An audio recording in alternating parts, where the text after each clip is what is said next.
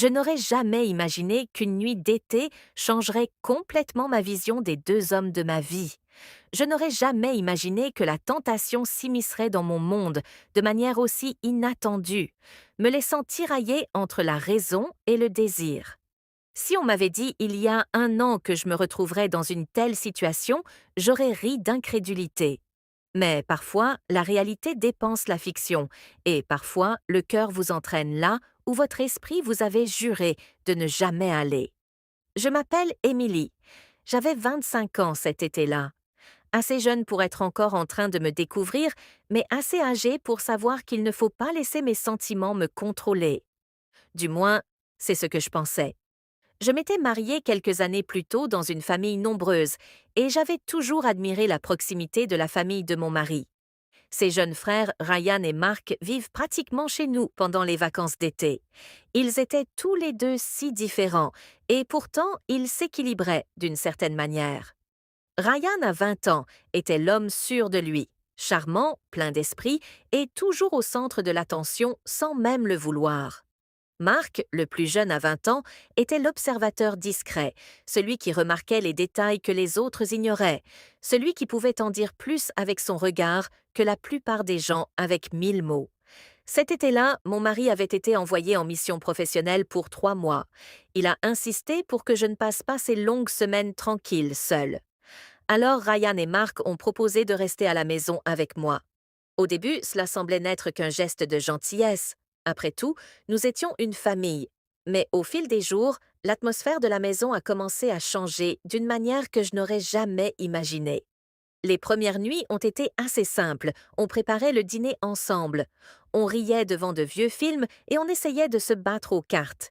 C'était innocent, juste 3 personnes qui passaient le temps. Mais avec le recul, je pense que c'est à ce moment-là que la frontière a commencé à s'estomper. Je l'ai remarqué chez Ryan en premier. La façon dont ses blagues semblaient un peu trop proches de la flatterie. Son sourire contenait quelque chose qu'il n'osait pas dire à voix haute. Avec Marc, c'était différent. Ses yeux me trouvaient de l'autre côté de la pièce, et il y avait une douceur dans ses yeux qui me serrait la poitrine. Je me disais que c'était mon imagination, que je me sentais seule sans mon mari, que j'avais simplement besoin d'attention. Mais le déni un temps. Un soir, après une longue journée d'ennui, Ryan a proposé de jouer à un jeu. Il avait ce sourire malicieux qui me mettait toujours sur mes gardes. Action ou vérité, a-t-il dit en riant. J'ai levé les yeux au ciel. Au début, nous n'étions plus des enfants, mais son insistance et le léger hochement de tête de Marc ont fini par me convaincre. J'ai commencé par des questions légères et idiotes, des défis anodins. Mais au fil de la soirée, quelque chose a changé. Ryan m'a mise au défi de m'asseoir à côté de Marc plutôt que de l'autre côté du canapé.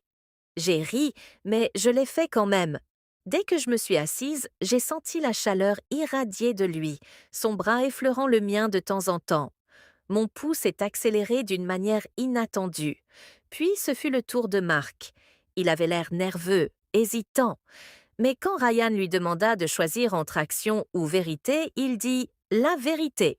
Ryan esquissa un sourire malicieux. « Qui était ton premier BG ?» demanda-t-il et hésita. Son regard se tourna vers moi avant de se détourner. Rapidement, j'eus le souffle coupé. Il marmonna quelque chose à propos d'une fille de la classe, mais nous savions tous que la vérité pesait plus lourd que ces mots. L'air était hâle et alors lourd d'une tension inexprimée. Chaque rire semblait plus aigu, chaque regard plus lourd. Je me disais que c'était juste le jeu. Mais quand Ryan se pencha en avant avec un sourire audacieux et dit « Émei, action ou vérité ?» Je sentis mon cœur battre la chamade.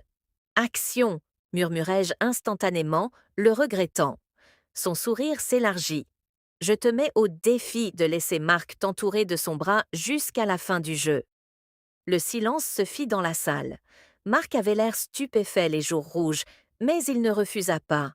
Lentement, prudemment, il glissa son bras autour de mes épaules par jeu. Mais dès que son contact se posa sur moi, je ressentis une bouffée de chaleur qui me fit presque trembler.